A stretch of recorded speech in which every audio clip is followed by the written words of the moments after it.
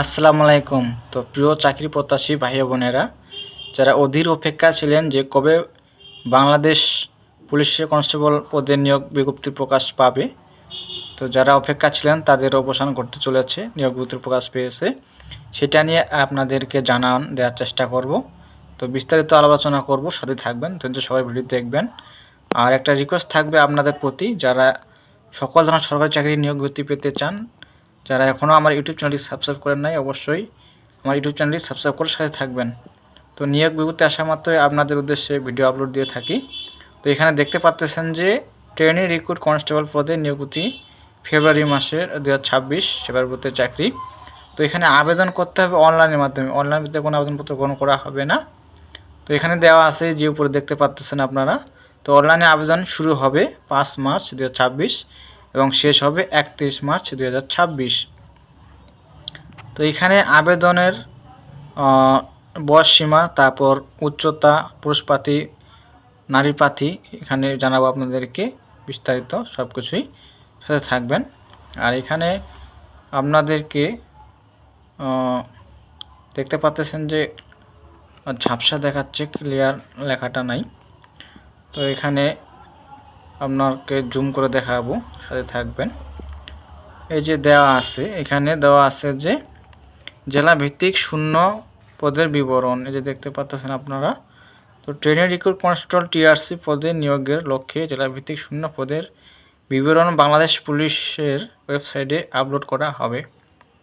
তো এখানে প্রার্থীর যোগ্যতা, বয়স আছে, এখানে বয়স সীমা হতে হবে আপনাদের 18 হতে 20 বছর। যাদের বয়স 18 থেকে 20 বছর তারা আবেদন করতে পারবেন। এখানে বলা আছে যে সকল প্রার্থীর বয়স 31 মার্চ 2026 তারিখ বর্ণিত বয়সসীমার মধ্যে থাকবে তার আবেদনের যোগ্য মর্মে বিবেচিত হবে। এক্ষেত্রে মুক্তিযোদ্ধা, শহীদ মুক্তিযোদ্ধা ও বীরাঙ্গনা সন্তানদের জন্য বিদ্যমান কোটা পদ্ধতি অনুসৃত হবে। তো শিক্ষা যোগ্যতা কি? শিক্ষা যোগ্যতা আপনাদের এসএসসি পাস থাকতে হবে। যারা মেট্রিক পাস করেছেন তারা আবেদন করতে পারবেন। এখানে দেখতে পাচ্ছেন শিক্ষা যোগ্যতা দেওয়া আছে এসএসসি। আর কমপক্ষে পয়েন্ট পাইতে হবে 2.50 সমমান। তো এখানে দেওয়া আছে জাতীয়তা, বাংলাদেশের স্থায়ী নাগরিক হতে হবে এবং বিয়ে করা যাবে না, বৈধ অবস্থায় বিয়ে করা যাবে না, অবৈধ থাকতে হবে। তো এখানে যারা উন্মুক্ত থেকে পাস করেছেন, কারিগরি মাদ্রাসা, তারা আবেদন করতে পারবেন। মানে এক কথায় মেট্রিক পাস থাকলেই আপনারা আবেদন করতে পারেন। যে কোনো বিভাগ থেকে, বিজ্ঞান বিভাগ, ব্যবসা, যে কোনো বিভাগ থেকে পাস করলে আপনারা আবেদন করতে পারবেন। আর এখানে শারীরিক যে মাপটা এখানে দেওয়া আছে, যে উচ্চতা হতে হবে পুরুষের ক্ষেত্রে 5 ফুট 6 ইঞ্চি, মহিলার ক্ষেত্রে হবে, নারী প্রার্থীর ক্ষেত্রে 5 ফুট 4 ইঞ্চি। আর বুকের মাপ থাকতে হবে, দেওয়া আছে 31 ইঞ্চি এবং সম্পাদিত অবস্থা 33 ইঞ্চি পুরুষের ক্ষেত্রে। ওজন হতে হবে, দেওয়া আছে বয়স ও উচ্চতার সাথে ওজন অনুমোদিত পরিমাপের হতে হবে। আর দৃষ্টিশক্তি, চোখ থাকতে হবে 6/6 পুরুষ ক্ষেত্রে এবং নারী ক্ষেত্রে।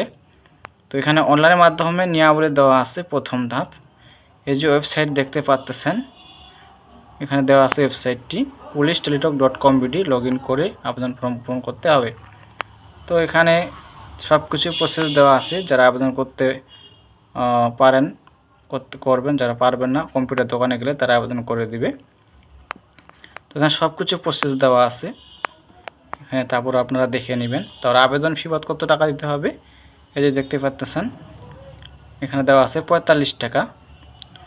এই যে দেখতে পাচ্ছেন 45 টাকা দিতে হবে। সব কিছু এখানে প্রসেস দেওয়া আছে, দেখে নেবেন আপনারা।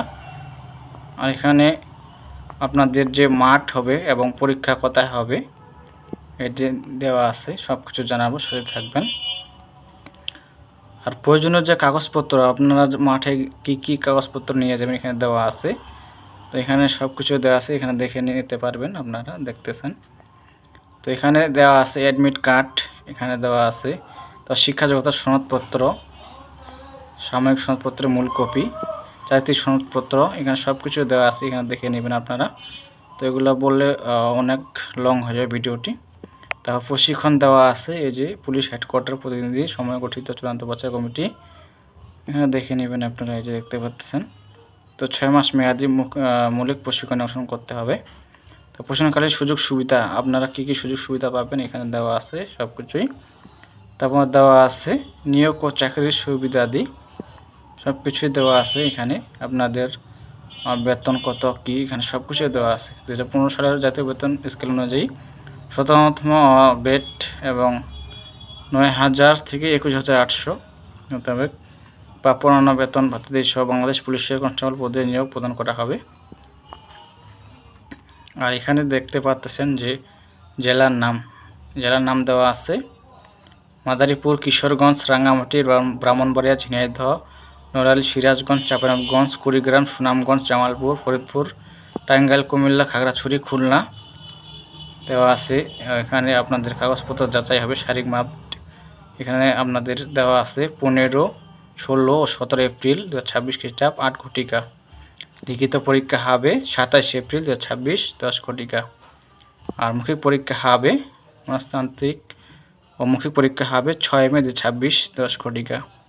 তারপর দেওয়া আছে এই যে দেখতে পাচ্ছেন সাতক্ষীরা, নওগাঁ, জয়পুরহাট, পঞ্চগড়, হবিগঞ্জ, নেত্রকোনা, ঢাকা, রাজবাড়ী, ফেনী, লক্ষ্মীপুর, চুয়াডাঙ্গা, বগুড়া, দিনাজপুর, সিলেট, ঝালকাঠি, পটুয়াখালী আপনাদের দেওয়া আছে। এখানে শারীরিক মাপ কাগজপত্র যাচাই হবে 18, 19 ও 20 এপ্রিল 2026 8 ঘটিকা। লিখিত পরীক্ষা হবে 4 মে 2026 10 ঘটিকা। মৌখিক পরীক্ষা হবে 13 মে 2026 10 ঘটিকা। তারপর দেওয়া আছে নারায়ণগঞ্জ, মুন্সিগঞ্জ, কক্সবাজার, মেহেরপুর, নাটোর, লালমনিরহাট, গাইবান্ধা, শেরপুর, ভোলা, বরগুনা, ময়মনসিংহ, গাজীপুর, শরীয়তপুর, মানিকগঞ্জ, গোপালগঞ্জ, বান্দরবান। কাগজপত্র যাচাই হবে 21, 22 ও 23 এপ্রিল 8 ঘটিকা।